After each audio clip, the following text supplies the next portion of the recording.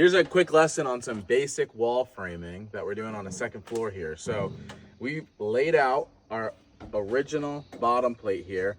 We're gonna line up our top plate right with that. So before we even build the wall, we can transfer our layout marks from the top to the bottom using the exact same references, okay? Automatically, I know I'm gonna have a stud on the end here, and I'm gonna have a stud on that end, so I don't even need to worry about those, all right? I'll hook my tape measure to that, and then I'm gonna go 16 centered. So I'm gonna shift my layout 3/4 of an inch back and 3/4 of an inch forward on my 16-inch ticks. And what that allows for is that when I have my sheathing butted up into the corner here, my sheathing's gonna end exactly right there, okay? Now in this case, we have a 48-inch wide window. So I came all the way over and I found my center because I'm centering the window with the wall. The wall's 110 inches.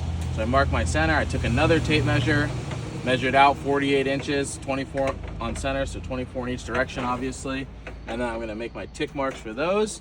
And I just mark which side my window is gonna be, and I make sure that I dictate with a W in the center here that this is a window, so that everybody knows that's the reason that this doesn't have studs. It will have cripples, which I can mark my layout for, and I just make sure that when I mark my cripples, I put a C so that I know, as I'm framing, that's not meant to be a full-length stud. That's a window opening, okay?